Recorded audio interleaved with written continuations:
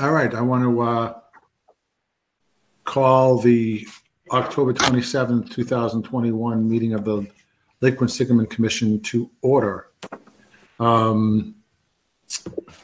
Pursuant to Senate Bill 2475, signed into law by Governor Baker on June 16th, 2021, suspending certain provisions of the open meeting law, GL Section 304, paragraph 18. This meeting of the Lake Quinsigamond Commission will be conducted with remote preparation to the greatest extent possible, participation rather, to the greatest extent possible.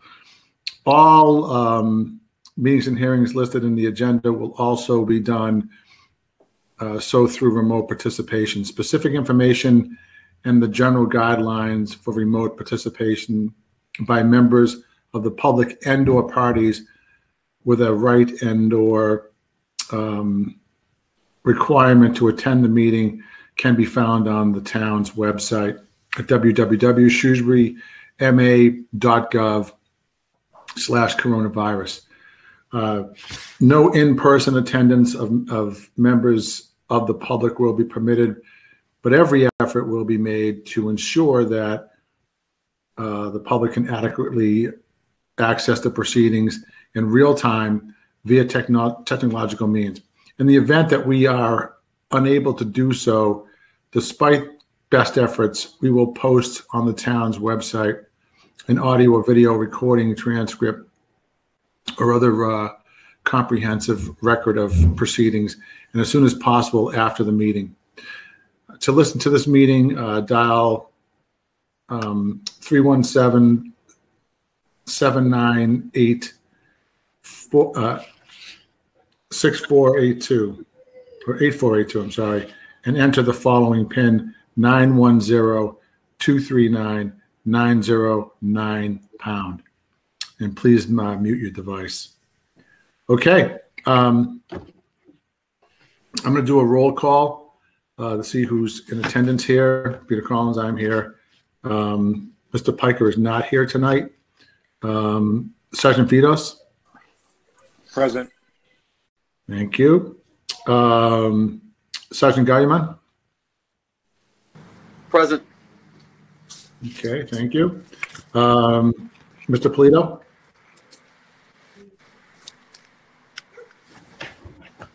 Hearing from Ken. Okay. Ms. Doherty. Present. All right. Welcome aboard. Thank you. Ms. Doherty is our new rep from the Grafton Conservation Commission, so I'm going to give her a warm welcome. Welcome. Thank you. She obviously didn't step back fast enough. We're asking for volunteers. I was the newest one on the Conservation Commission. So that's who gets it. The new kid gets it. Yeah, but please call me Betsy. They have me in as Elizabeth, but I only was called that if I was in trouble, and I see there's a lot of police in the room. So okay. Miss Amory. I'm not here for her. And Mr. Bossier. Present. And Mr. Nelson. Present. Okay. Barbara's here. Angela. I see Gia. So, okay. Is Jacqueline here? Yep, I'm here. Okay, perfect. All right. Let's see. Review and act on acceptance of minutes of the emergency meeting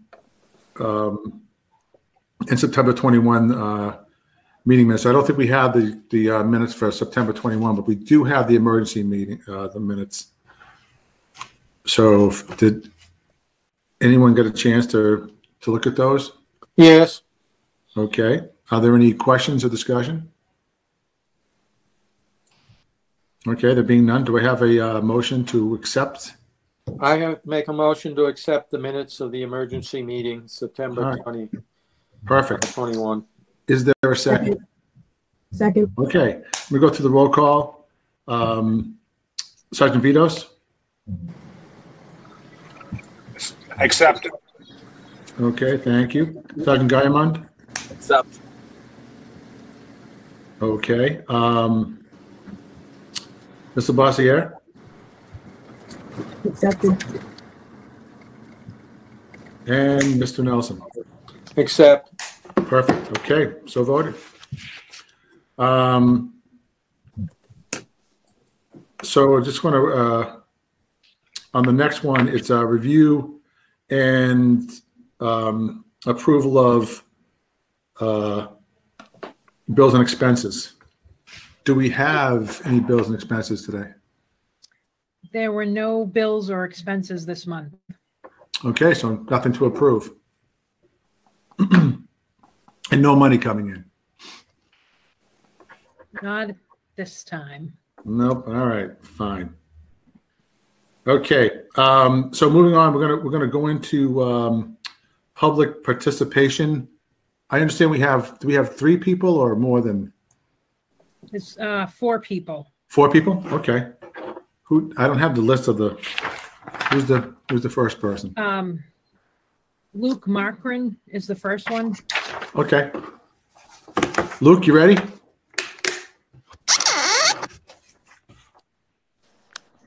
Hello.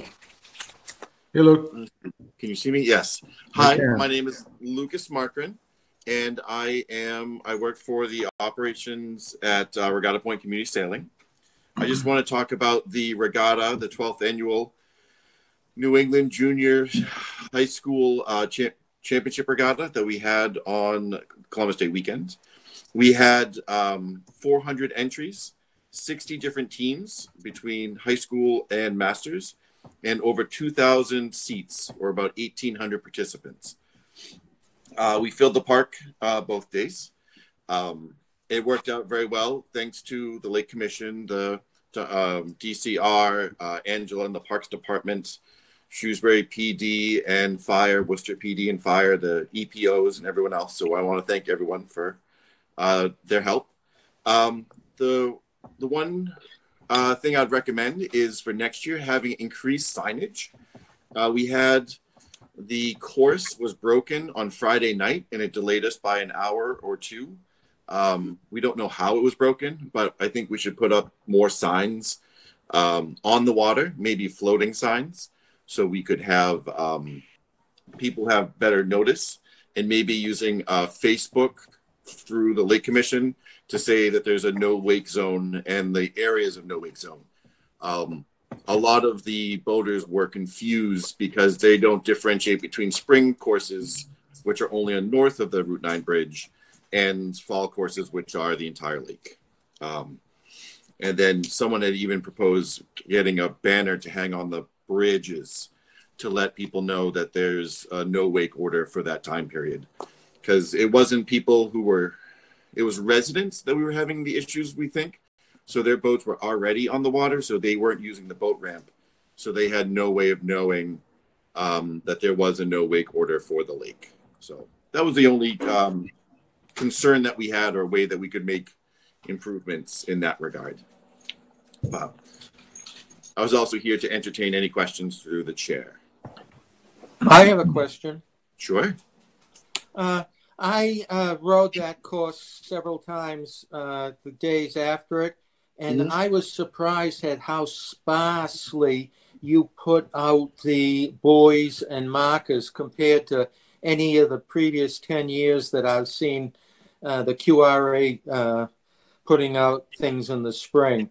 And so was there a reason you decided to mark the course so sparsely compared to what is normally done in the spring? Yes, it's actually the QRA is the one who put it out. So thanks to Peter and Jason and his 2 helpers from, I think it was Clark. In the fall, they typically only do 50-meter buoy spacings, where in the spring they do 10-meter. I think the difference is just the proximity of the boats. You know, when you're only racing 1 lane apart in the spring, you have to have more buoys. So I think it's a time constraint, but also just the style of course. Okay. The other thing I'm going to ask Lucas, and I'm going to also ask this of the QRA. I don't know if Patrick's here tonight. Is that when they remove or move a safety buoy, that after the race, directly after the race, it is put back into the place it was. You know, the one at Lake Park continues to be an issue, and they moved it, and then it didn't go back there, and a boat hit the ground over there. Oh, so really? And the buoy was still there, so it was actually worse because the buoy was there, but it wasn't in the right spot. So I'm assuming this boat probably, saw the buoy and says, okay, I'm all right if I stay out here, but he wasn't far enough out because the buoy wasn't in the right spot. So it's critical. Those safety buoys are there for, obviously for safety and to mark dangerous spots. So it's critical that those things go back. While you're doing the race, there's no wake and there shouldn't be anybody tooling down there anyway. But when you're not doing it, then it needs to go back right away. All right. Well, that's good to know. I was unaware that they had moved that buoy when they put in the course, and it could have possibly have been moved when the course was broken and they found the pieces and it got tangled up. It could be. It may not even been your race because I think it may have been the snake was the weekend after. Yes, I believe so. Yes. So I think they actually moved it for the snake, but I'm just asked that that you're aware of that. Anytime you move a safety buoy, please put it back. Sure. As fast as possible.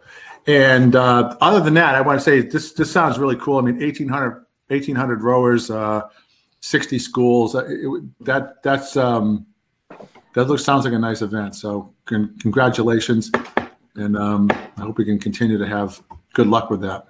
Thank you. Thank you. All right. Next, Marguerite Cormier. Okay, Marguerite. Hi there. Hey. My name's Marguerite Cormier. I have a place on the Worcester and Shrewsbury side of Lake Quinsigamond. I want to thank you for allowing me to speak at this public portion of the meeting. I want to also thank Peter for already responding to some of the inquiries I had. As the board already decided to put the signs up at the Narrows, I noticed they have not been put up yet, and Peter told me, what was going on, and I'm so glad because, in my opinion, they helped stop the bottleneck of dangers by slowing the high-speed watercraft down in this very narrow area. As you all know, when you enter the Narrows from either the north side or the south side, you're traveling in blind, and in my opinion, for safety reasons, slowing the high-speed travel of watercraft down in this area will help prevent collision with other watercraft and swimmers at the Quinsigamond State Park swimming area. So thanks, Peter, for helping me know when that will happen. How does one become elected as a commissioner of Worcester to serve on the board of Lake Quinsigamond Commission of Worcester, Shrewsbury, and Grafton? Again, I want to thank Peter for responding. He kind of led me in the right direction to understand that more. And third, in regards to banning of watercraft on any body of water in Massachusetts, I'd like to learn more, but I'm not sure where to go for research to find it. Is it possible to get the name of the Worcester liaison that facilitated the ban to go in effect on Indian Lake? And Peter, also, thank you again for responding. He kind of pointed me in the right direction. I think I might be able to find out more from that. And I also wanted to mention, I know Stephen Power's trying to reach out to the wakeboarders on the lake to get a subcommittee going to decide how to address the issues involved with the large wakes that are artificially made and are creating that are harming abutters' docks and open shorelines. My hope is addressing this issue of man-made, artificial, destructive 4 to 6 foot wakes sooner rather than later would help solve some of the issues that are already happening. And I want to thank you all for your help. It's greatly appreciated in making the Lake Quinsigamond a better place for everyone to enjoy. And that's about all I had to say. Okay. Thank you, Marguerite. You're welcome. We'll take all that stuff in. I responded to what I could. I'm going to update the part about the signs during my lake management update. So we'll talk about that. Next. I apologize in advance if I say the person's name wrong. I think it's Eli, and then the last name Spahiu. Is he on the call? Did we get that right? First name is LLI. Lee. Is this the person from Suntag Road?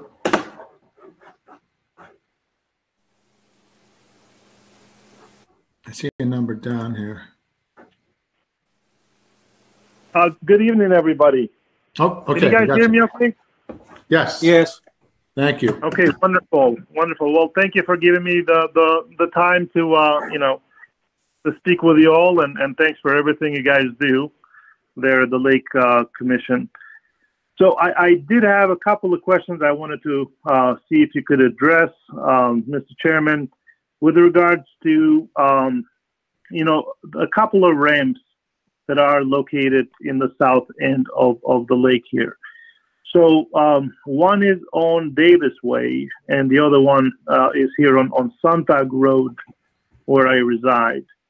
And not sure if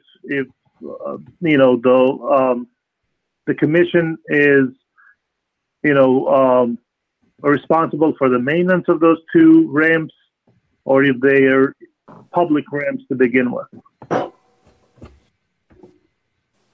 I want to stop any kind of back and forth, and I'm going to answer those two questions because it's an easy answer. But I don't want to go down a rabbit hole here because we only have 3 minutes. So I'm going to time my answers to the 3 minutes as well as your comment. But I'll be happy to address this offline. But both those ramps, the one on Suntag is on the end of a private street. And as we discussed last month, we don't, the ownership of that is, I don't know who actually has ownership of that. It's not a public ramp, to the best of my knowledge. And the one on Davis Way is on private property. Okay. Well, the only reason I bring it up, Mr. Chair, is because it was mentioned during last meetings that we could potentially have people who listen to this meeting, right, and the recordings from it, and come down on Sontag Road and launch their boats here, thinking this is a private ramp. And obviously, as we discussed last month, we said this is a public way where it's a private way where the public has full access to it, regardless of whether they reside here or not. That was, I believe, the assumption that or the conclusion of the meeting from last month. Again, like I said, I don't want to get into a big back and forth. I will say this, that we will take it under advisement. I will research the Davis Way, as I already know, it's private property, and he's got it chained off. But the one on the end of Suntag, I'll have to research that and follow up. Okay, where are we with time, Angela, with that one? Thank you. Yeah, we got one more person. Okay. Stephen Powers. Stephen Power. Okay, Stephen. Hi, good evening, everyone. Okay, good evening. Hi. So I'm just not too much here to add. I just wanted to thank Peter for giving me a call about some of the things like Marguerite was asking about, and just wanted to follow up. I'm still looking into the wake boarders, getting them together. I haven't had a lot of luck. Everybody's been busy. So I'm still working on that, but if we can't get them together, I guess we'll have to bring this up, have to put it on the agenda for a future meeting, and then see what we can come up with for some kind of solutions for it. And then on the other side, the other part about the jet skis, ban at Indian Lake.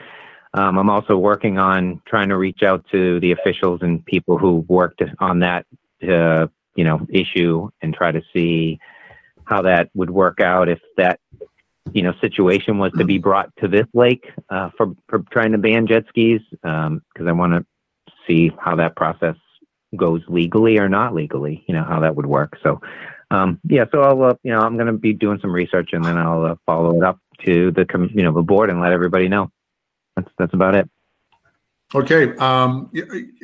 I really appreciate your stepping up on the wakeboard side, and I'm really interested in seeing what you find out with the city regarding Indian Lakes ban. That'd be great. So thank you very much, Stephen. No problem. Happy to help. Thanks a lot. All right. Perfect. Thank you. Is that it, Angela? All right. Yes.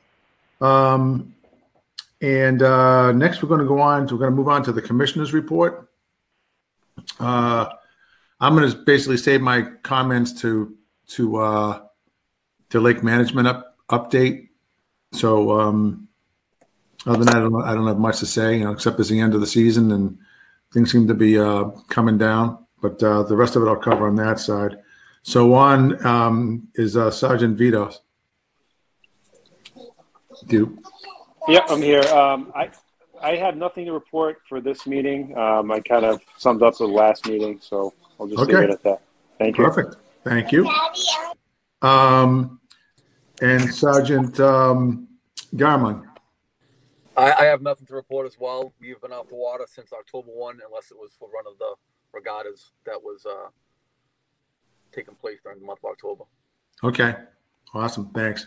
Thank both departments also for handling the regattas these past couple of weekends. From all I understand, it was you guys did a good job. Betsy, Ms. Doherty, you want to introduce yourself? Tell us a little bit about you. And Sure, because I don't actually have a report for tonight, but no, that's good. my name's Betsy Friedman Doherty, and I live here in Grafton, and I was appointed onto the Conservation Commission for July 1st, so I'm very new. I've lived in Grafton for 32 years, and I think they wanted somebody old who's been around to give some historical context to some of the issues. I was a fundraising and alumni engagement for 35 years, and I retired, and right now I'm selling real estate and kind of enjoying my part-time retirement. Nice. And enjoying being able to give back my time. I used to travel so much. I lived in this town, but I hardly saw it except coming and going. So this is my time to be able to participate in town government. So I'm very much looking forward to that and being part of this group as well. All right. Well, that's excellent. So I'm looking forward to working with you. Perfect. And Mr. Bossier. No report. All right. Thank you. And Mr. Nelson. I guess a couple of things. Things are slowing down at the Quinsigamond Rowing Club. Of course, there's two more regattas. The QRA is doing the Wormtown Chase next weekend, and then the QRC is doing their Caffeine Classic on November 6th, the weekend after it. Since the lake's waters will go down the beginning of November, and the docks will be coming out pretty soon. Also, the QRC is putting the 4-oar rule into effect so that singles won't be out there by themselves now that the water's getting cold. I think rowing will pretty much stop in the next couple of weeks. I know I have found it really cold every morning, and I'm seriously thinking of stopping. The only other thing I want to mention was in the last couple of weeks, I've noticed that powerboat with a water skier without an observer is out there. It doesn't get close enough for me to really make up the bow number, but there's no observer in the boat, and his wake certainly gets close enough to upset my boat, almost tipping me over. That's it. Do you know what color it is, Bill? It's a bunch of dull colors. And the water skier is a much older man. He swerves from side to side around the back of the boat, so he comes much closer to me than the boat does. Okay. And I lost a pair of glasses earlier this summer out rowing down in the bottom of Lake Quinsigamond somewhere, so I no longer wear my glasses when I'm rowing, particularly when big wakes like that come by. Okay. All right. Well, it gives me a hint at least. I can reach out. He's a very good water skier. He does all sorts of sluicing from side to side fast and going over his wake that the boat makes. Okay. All right. Thank you. We'll look into it. Okay. That's it for reports. I'm going to move on to the update the lake management plan. The drawdown notice went out. They're going to start the drawdown on or about November 1st, which will be Monday or Tuesday of next week. And I'm waiting to hear back from there. We have a new dam guy because David Burns left, retired or is retiring. So I think he's retired by this point. And I want to say thank you to David Burns. He's taken care of us all this time. He's always been there. He's always been very helpful. He's always, got the thing up and down on schedule. I can't say any more good things about David because he's been really, really helpful. Always been there. He wouldn't go on camera with me though when I did the lake show. He would. That's the one thing he won't do. He showed me how the pump house works and how the motor works, and he explained how the gate worked, and he was there through the whole replacing it. In fact, that day that we discovered that it was he that I called him and said I think there's something wrong, and he went down there and he called back within I think it was probably an hour and said, yeah, we got a problem. So and then they fixed it that season. So that was all over the course of the winter. So that was all good. So I'm just happy retirement, David. I don't know if you're probably not listening. And the second thing on here, I just want to get this out of the way. We have a thing to vote on the ESS doing a weed map. So we haven't updated our weed map for the entire lake for a couple of years, a few years actually. So it's getting kind of long in the tooth.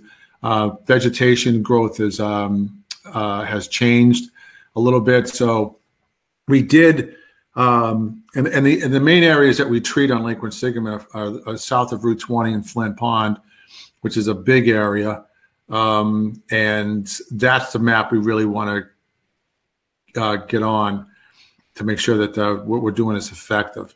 Couple of caveats with that. We have recently mapped Newton Pond, and we've mapped Half Moon Cove and Old Faith Cove because of the project we did there this summer. So those are fairly recent. We want to do an entire lake one, and I thought that it was going to be more urgent than this, but I'm not going to ask for a vote to approve the budget because I don't think we'll probably be doing this map till later on in the season next year. It's the chemicals we're going to use, both Newton Pond and in the Route 20 South. It's a systemic application. So basically, this kills the roots of the plant. That's a good thing, and we're going to use sonar, but sonar needs to be applied earlier in the season. We're talking right around April or so. So we're going to get that set up, and so we hit that. And the reason you want to start then is that sonar takes a while to be effective. So you got to kind of keep redoing it, and it makes it a little bit more expensive. But the good news is that we probably won't have to treat in those areas the next season. So it costs more to do it up front, but it ends up saving you money in the long run because you're not treating as much. So that's a good thing. And the map isn't that important because the way that that application works is you want to basically cover the entire area anyway. So we're gonna cover it, all the stuff in Flint Pond that we're doing on both sides of the peninsula there, both in Grafton and Shrewsbury, and then all the stuff in Newton Pond. And the other part of it is for weed treatment next year, we're going to go back and have a discussion with Natural Heritage to keep the project going, to keep the study going on Half Moon, and possibly introduce a kind of a project plan at Old Faith. The Half Moon Cove one was successful, although that did not have the actual potamogeton, the actual vacei in there, which is the rare plant. And Betsy, just to kind of keep you up and kind of update you on this, we have Lake Quinsigamond has a rare endangered species in the lake. So, we can't treat with the normal chemicals that we treated with before because it kills the rare. So there's a new application developed called Prosilicor. Prosilicor supposedly has no effect on the rare. I know that Jacqueline Burmeister, who's on the call on the meeting with us, has used that in Indian Lake, and it did not kill the potamogetons. They didn't have vacei over there either, but they had the same kind of narrow leaf potamogeton. In fact, it was so effective that the potamogeton took over, and that became kind of a nuisance. So that's that part of it, but that's what we plan on doing there. So we're gonna try to get that. Natural Heritage has been working with us with this pilot program to see if we can treat in there and not harm the rare. The rare is in Old Faith Cove, so it's not in Half Moon, but it is in Old Faith. There is a narrow leaf potamogeton in Half Moon, but it's not the rare, and the rare is in Old Faith. So we're going to approach them and see if we can continue the pilot over there and get that. And there's plenty of milfoil, so that's good. And then we'll do the treatments, and really it's kind of spot treatments everywhere else on the lake. There's a little patch we do of milfoil on north of the Route 290 bridge over towards the North Lake Ave, western part of Oakland Ave, right there in that little corner there. And then we have a little crop of it in front of Ramshorn Island, I'm sorry, which is the island right next to the bridge, to give you a reference of that. So there's a little patch right there, and we treat there too. Other than that, because of the rare, we're regulated not to treat anywhere south of that per se. So we don't really treat there yet, except for the pilot we did at Half Moon, and hopefully the pilot we're going to be able to do in Old Faith. And if that all works out, the next year, then we'll be able to continue to use Prosilicor to treat these areas. So that's all good. The challenge with these invasives that we're treating, like, and you'll hear this ad nauseum, so I'm not going to go over too much tonight. But the challenge you have with them is that they're spread by fragment. So once they get into the lake, the boats that were in the lake already spread them around. So if your boat goes over to Flint Pond and you come back to Half Moon Cove, or you come back to wherever you're coming back to, and you have any of that on your prop or on the bottom of your boat, it can take just by having a piece of it on there. So that's the challenge of it. We're hoping the systemic treatments will give us a little bit better results, because that kills the plant, so it's gone, and to keep it out of there. So if we can get all the areas done in the same season, that'd be great, because then it's going to be less likely that someone's going to pick it up from an area that we didn't treat and bring it to an area that we cleared out already. So that's that. And with that too, we're also going to work on exploring getting the drawdown permit for Newton Pond as well, so we can perform a drawdown there. Lake Quinsigamond, again, just a quick tutorial on that. Lake Quinsigamond does have a drawdown, so we draw Lake Quinsigamond down 30 inches, which is physically all we can do. And I think that's actually the same at Newton Pond too. I think they can only go down 30 inches. It's just the way the dam's set up, and the topography, because the rivers, the Quinsigamond River is the same level as the lake on the bottom. So all good stuff, and we've done our best to manage the thing. The other problem weed or concern that we have is we found water chestnut. Water chestnut in the lake is incredibly invasive, and right now it was a small enough patch that we pulled off hand picking, and we got some volunteers in the lake to help us do that. So we're going to keep an eye out for that, especially in that area, but any other areas. And we sent out some stuff. The watershed sent out some stuff that kind of identifies what the plant looks like. So if you see it in front of you, in front of your place, you feel free to pick it and put it in a bag and get it off the lake someplace. So I think that's really it for the lake management plan. Are there any questions, comments from the commission?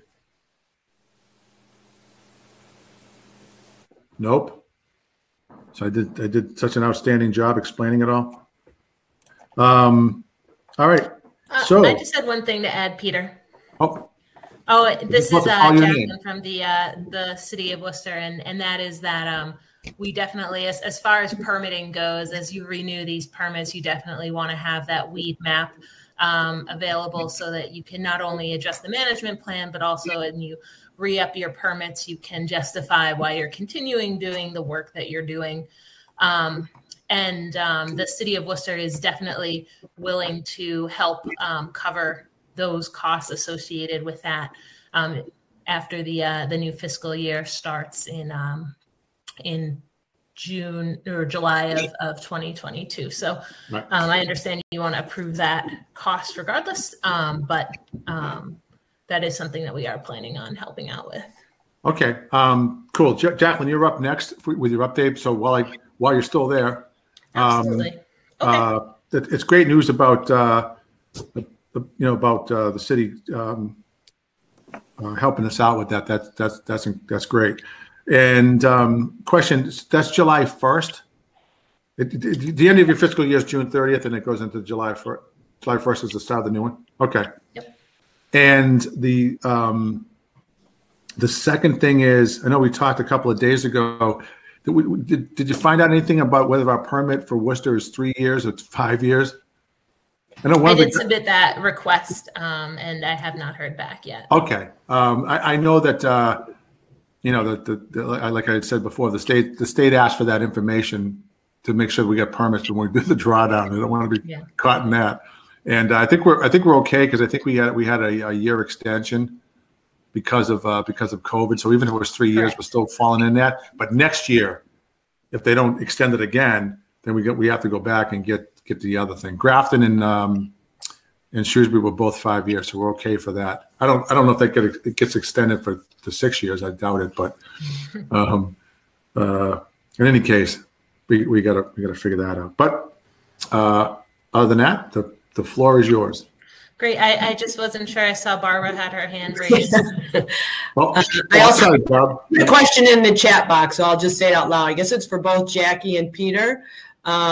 So since Jackie's doing treating Indian Lake, have you guys really talked about how we might have some potential cost savings by working together? Either, we get one report, we get, the contracting, we're creating a contract, Jackie's creating a contract. If there's going to be a lot of boilerplate language, the maps they produce, is there some way that we could work more, as one, instead of just kind of piecemeal things for Jacqueline and Worcester to pay for? Can we work more together on this? And because she has the time, she's a limnologist, and we have access to her skills and her time, and Angela is got 17 hats and and the Lake Commission. So there's my long question, and maybe it's just food for thought. Okay, and from my position, although I think Angela would be hurt if we didn't let her keep doing the bidding and all the applications. Not really, but I certainly don't have a problem with that. My concern is that that we're able to treat all the areas. The challenge with Lake Quinsigamond is in the other three communities too, and some of the actual application. Matter of fact, very very little of the application we're doing on there is in Worcester. I think that certainly the part by North Lake Ave is in Worcester, Ramps One Pond is in Worcester, and there is milfoil in the Worcester side of Flint Pond, a lot of it, but there's a lot of it other places too. So that I guess that'd be up to the city how much they want to participate in that and help. But I wouldn't expect that they'd have to pay for all of it. I can say that doing the permitting part of it has been the challenge for us, especially as it gets more complicated because we have more applications in our quiver that we can put on there. We can do sonar, we can do clipper, we can do diquat.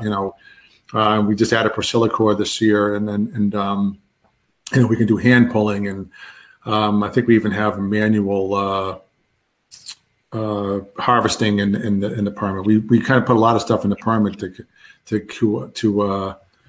so we could have tools available. We wouldn't have to keep going out for new permits. But the consultant costs might be able to yeah, save that would help out immensely, because that's where we are always tripping up, is finding out what we need and keeping that going on. But Jacqueline, I'll let you respond. Yeah, I don't know. I saw Angela also had. I wasn't sure if you had anything to add, Angela. Happy to have you help us.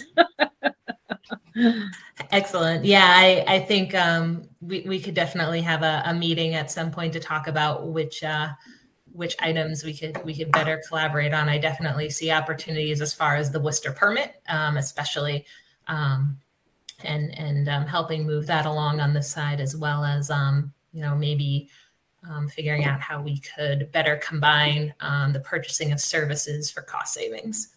Perfect. So, yeah. Great. So I guess I will share my screen if that is doable. Yes.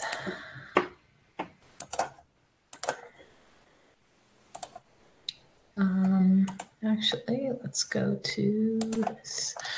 All right. So this is our worksheet for Lake Quinsigamond in October of 2021. We are ending our monitoring season fairly soon. We have been upping the number of occasions we've been going out to Lake Quinsigamond, since this is about the time of year when we begin to see that phenomenon known as lake turnover. This is when the thermal barrier that was created by the hot summer weather begins to erode, and we start seeing the buoyant water, the warm water that's floating on top of that denser cold water begin to start mixing again. And when that happens, we start seeing the possibility for more cyanobacteria blooms in a place like Lake Quinsigamond, which is so deep and has all those nutrients on the bottom that were previously inaccessible by those bacteria that need the sunlight to be able to function. So now it's being brought up into those areas that have sunlight, those nutrients, and they're able to really thrive. And so this is when, at least last year, it was early December, we saw a bloom last a few days in the northern part of Lake Quinsigamond. So we're going out there a little bit more often just to do these profiles of the lake, where we measure the temperature and the oxygen levels beginning at the surface all the way down to the bottom in the deepest locations, about 70, 75 feet. And we'll continue to report that. We'll be doing less of our stream monitoring, though. That will be wrapping up at, I think next week is our last sampling date. We were previously out on the 20th and the 21st of this month. The surface temperature of the water is dropping. It's about 62 degrees Fahrenheit now. It's getting a little chilly. Our oxygen levels are still pretty good at the surface, although they do start dropping around 20 feet to to much lower levels. We're seeing a little bit more phosphorus at the surface than we usually see. Not sure if that's a sign of mixing or just a hot spot this time around, 0.145. This is 0.0145, I should say, milligrams per liter. Usually we're further down to about 0.01. And the significance of this is really that the phosphorus is what is feeding the cyanobacteria and the invasive aquatic plants. And so we keep an eye on this number. Lake Quinsigamond tends to have much lower levels of phosphorus generally than a lot of the other shallower mill ponds that we find in the area. So we're not too concerned just yet. Our clarity is still pretty high, about 9 feet. We drop down that black and white disc in the water and we could still see it up until about 9 feet deep. So things are pretty clear. We had a trash survey done earlier this month at Lake Park. The survey, usually we get about 10 out of 25. The best score you could get is 5. So we actually usually are around 10. The dumpster was gone. This particular site visit, I'm not sure if it was just where it went, but it was not there. And that caused a small uptick in the amount of trash, perhaps, that was present on the beach. In the middle panel here, we have some of the data that we're collecting from those continuous monitoring buoys that you see out there in the middle of the lake in the northern and southern portion at the deep site. So we're going to be verifying this data with all the other spot data that we collect throughout the year. But it's a really cool technology. We're starting to see patterns. You see water temperature from the end of August is slowly dropping up until when I created a spreadsheet about last week. Turbidity and NTUs is also, you could see some changes in that throughout the season. We're going to superimpose that with our transparency data that we take every 2 weeks to see how that is doing. And we also have some pretty steady pigment data in the final chart on the bottom.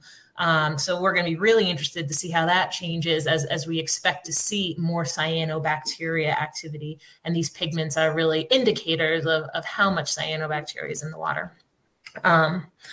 So just some things that you might be interested in coming up in the city of Worcester. We have a presentation going on in collaboration with Preservation Worcester and Arts Worcester. They have an exhibit going on in the Parkview room right now on Park Ave near Elm Park, where they have a bunch of local artists that are sharing their paintings of parks in and around Worcester, including Shrewsbury. I believe there is a painting there of Gouch Park, as well as some paintings of other lakes and ponds in the area. It's really lovely. I went a few weeks ago and it was really fun to see people's interpretations of these spaces, always positive. And so in combination with that, we have a speaker series on November 11th. We will be giving a talk about our cyanobacteria volunteer monitoring program that several folks here tonight are a part of, and talk about their efforts to keep our blue spaces beautiful and free from that blue-green algae that we've been talking about so much even just now. So you have to register for that. It is an online event. I will put that in the chat. So that you can sign up. It is free, but I do encourage you to really get to the in-person exhibit at the Parkview room. Speaking of the Cyanobacteria Monitoring Collaborative, we do have some of our reports out from September.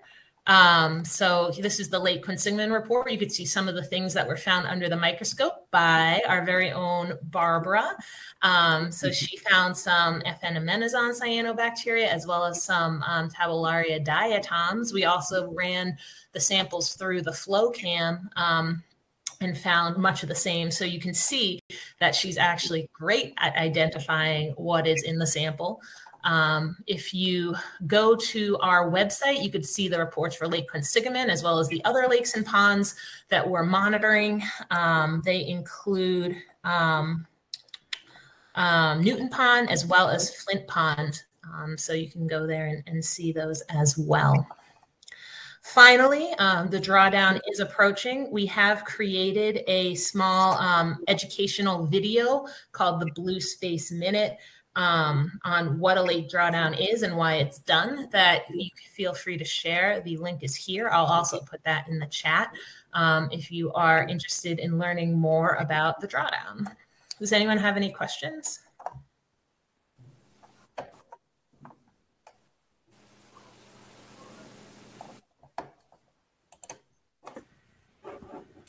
Okay, no questions. Okay, Jacqueline, I guess you did a great job explaining all this this cool stuff. Yeah, it's again, it's fascinating, and I'm happy that the buoys are working out and giving you the information that you want. And I think I actually saw some blue-green algae in front of my dock because it kind of clings around the shoreline there. But by the time I would call someone and get them down there, it seems to be gone. When the wind kicks up, it just kind of moves out. I think it's a great thing to have that kind of information. So we're going to move on to our next trick and an update from the Lake Quinsigamond Watershed Association. Okay, thank you. Thank you. I'm going to share my screen. In just a second.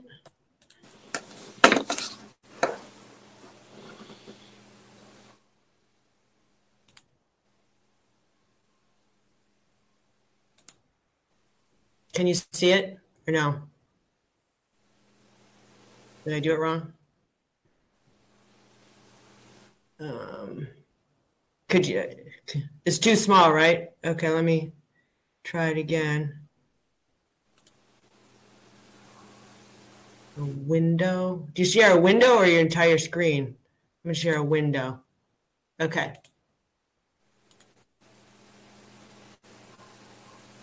Okay. Okay, so I'm just going to summarize real quickly our summer water quality monitoring for bacteria. This program was paid for with funds from the Lake Quinsigamond Commission, the City of Worcester, and the Watershed Association, and volunteers from the Watershed Association. This is a map of our sampling locations. We start, our northernmost sample is Coal Mine Brook. We have two midpoint samples at 7 and 12. Those are midpoint lake. We have Billings Brook at Eastern Cove, Eastern Condos. Eagle Head Condos. This is the UMass outfall. Then we have Tilly Brook at the old Buca de Beppo. And this is the Belmont Street outfall underneath the bridge. Then we have Fitzgerald Brook. And we have the Whitla Ave Station / O'Hara Brook down here. And this is Meadowbrook. So we collect our bacteria samples and we compare them to our surface water quality standards for Massachusetts. And they are the same as those defined by the Massachusetts Department of Public Health. We use E. coli as our indicator bacteria. And what I want you to pay attention to is the blue and the red in the next table. So the two standards that we compare our results to are no single sample shall exceed 235 colonies. That's in the red. And the 5 most recent samples, when we take the geometric mean, they may not exceed 126 colonies. If either of these numbers are exceeded, we are in violation of the surface water quality standards. So this table is a result of all our sampling since May 25th through September 13th. We had one more round in the end of September. Actually, it ended up being early October because of some scheduling conflicts. I don't have those results on my table, but I don't expect the averages to change too much with that result, but they'll be in our final report. So in this slide, I want you to see that the blue represents, on this side, represent those sample locations that exceeded the geometric mean. So for the 5 most recent samples. So we had 5 locations out of our 10 sample locations. We had 5 that exceeded the geo mean of 126. And you can see here they range from 1,000 to 161. And then the red indicates each sample that exceeded our single sample maximum. So we had exceedances at 7 of the 10 locations. The only sample locations that did not exceed one single time were our 2 midpoint samples in the lake and at the UMass outfall. And this side, the takeaway I want you to get out of this slide is this is a summary of our data quality objectives. And basically we met all of our data quality objectives for accuracy and precision based on our duplicates and our blanks. So our sampling was done according to our objectives. This is a graph basically of all of our sample results. And in the report, we'll have Gia and Jin will have a summary of each one of the sample locations. But here I just wanted to illustrate the range and the results that we got. They ranged up to over 20,000 at Coal Mine Brook. And then we had our 3 sample locations that didn't have any exceedances. We also had some very elevated concentrations at the Belmont Street outfall and at Fitzgerald Brook and O'Hara. These are well above our standards. And here's, I blew up the lower part of the graph to show our standard. So our single sample maximum cannot exceed 235 colony forming units. And this is represented by this line. And our max geomean cannot exceed 126, represented by this line. So you can see that the majority of the samples we collected exceeded the water quality standards. The 3 sample locations I mentioned before, the 2 mid-lake samples, and the UMass outfall fall below both of these standards. And also, this one is Meadowbrook. There was only 1 exceedance of the geometric mean and a few exceedance of the only 1 exceedance of the geometric mean. So again, here's our sampling, and this shows the 3 locations, Mid-Lake and the UMass outfall, no bacteria exceedances. Okay, then this shows the locations where we had at least 1 exceedance of the single sample max. So at each of these locations, these 7 locations, we had at least 1 exceedance over the summer of the standard. And this shows where we had exceedances of the geomean, meaning the 5 most recent samples, the geometric mean exceeded the standard. So just a summary again, 7 samples exceeded the single sample max 1 or more times. 5 sample locations exceeded the allowable geomean for the 5 most recent sampling rounds. What the geomean does is it kind of averages out some really high numbers and really low numbers. So that's where we look at the geomean. And these are the 5 locations that had exceedances of the geomean: Belmont, Outfall, Coal Mine Brook, Billings Brook, O'Hare near Whitla Station, and Fitzgerald Brook. 3 locations that did not exceed the single sample max were the 2 Mid-Lake samples and the UMass outfall. So what are some of the takeaways we want you to get from this is that we have bacteria sources in the watershed. There are many, they're varied, and we haven't identified them. Bacteria was recorded in samples collected in dry and wet weather. Even though we had quite a bit of rain in July, we actually, of our 10 sample locations, I think only 3 were considered wet weather, meaning it had rained within the previous 24 hours of sample collection. And bacteria contamination is a potential issue at each of the tributaries to the lake at some point in time. Bacteria was not elevated. That means it was less than the swimming standard in the mid-lake samples. Wet weather samples had some of the highest concentrations, reflecting bacteria sources in the stormwater runoff. We'll have more details in our final report, but I wanted to give you this summary. We'll have that report on our lqwa.org website. And I wanted to say thank you to Mike Liberty, who drove the boat. This is Jin. He was our summer intern who collected the samples. And Gia Coleman, who's going to speak next, and she supervised Jin, trained him, and supervised the QA/QC of the data, and will be QA-seeing the final report. And Gia wants to talk a little bit about last year's data in addition to this year's data.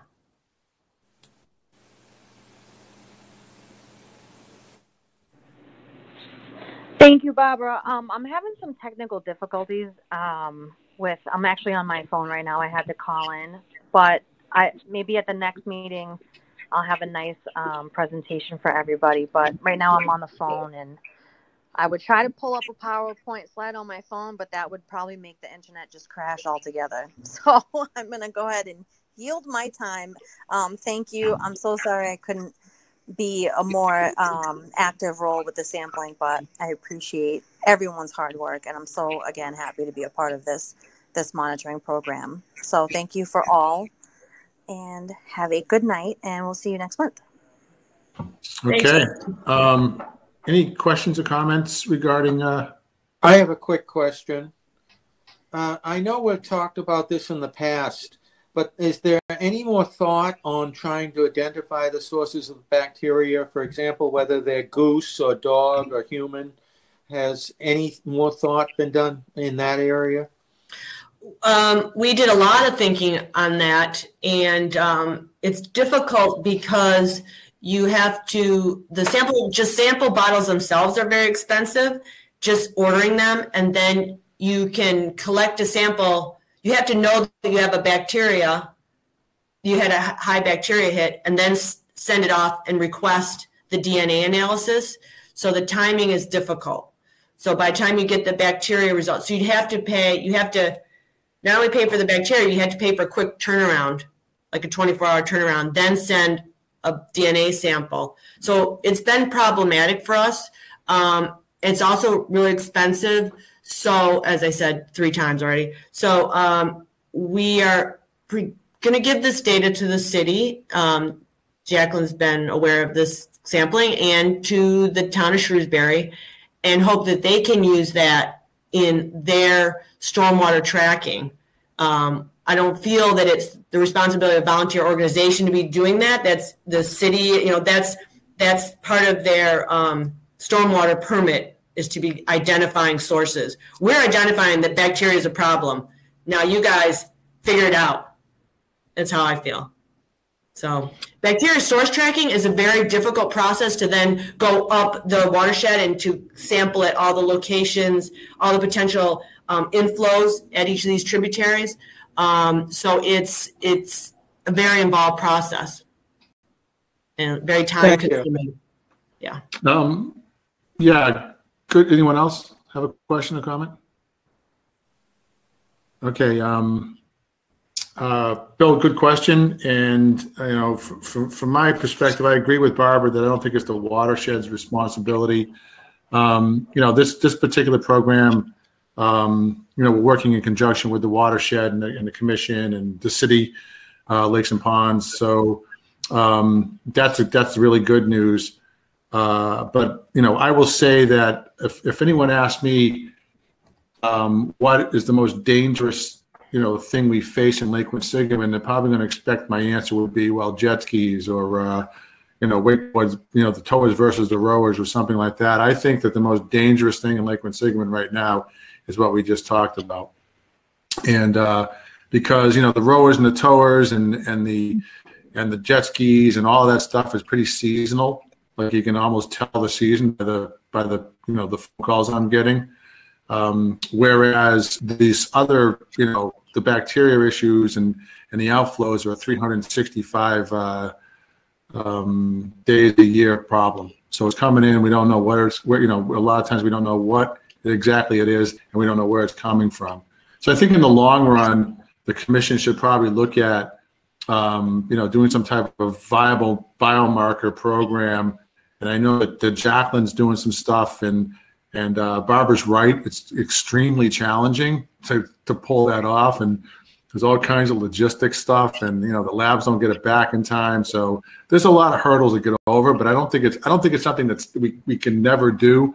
And I'd like to keep it in the plan over time. So it's something I'll ask the commissioners to keep in mind, that I'd like to keep this going, at least at the testing part of it. And you saw that report, and it's so valuable information that we're getting that, and that was extremely well presented, Barb. And I do really want to thank everyone that was involved in that, especially the volunteers that were involved all year in doing that stuff, because they took their own time out there. They went out when they hauled themselves out there and did it. So it's not always easy or pleasant. So with that, that's my 2 cents worth. If there's not any more questions, we can move on to item number 9, which is to set the date for the next meeting. November 17th. 17th. So no one's interested in a meeting the Wednesday before Thanksgiving? Huh? Okay, fine. It's good for me because I'll have flour all over me because I'll be making pies. All right, so November 17th for the next meeting. And we're going to be virtual. Yes. Okay. And that said, I will entertain a motion to adjourn. I make a motion that we adjourn. Okay. Is there a second? I just wanted to say that there won't be a Lake Association meeting in November or December, and we'll see how just January goes. That's all. Before you adjourn. Thank you. Okay. So no meeting in November, December. Okay. Okay. So I'm looking for a second. Second. Second. Okay. We have a second. I vote aye. Sergeant Vitos. Aye. Sergeant Gurman. Aye. Ms. Doherty. Aye. Aye. Okay. Ms. Labossiere. Aye. Mr. Nelson. Aye. Did I miss anyone? No. Thank you so much for showing up, and we'll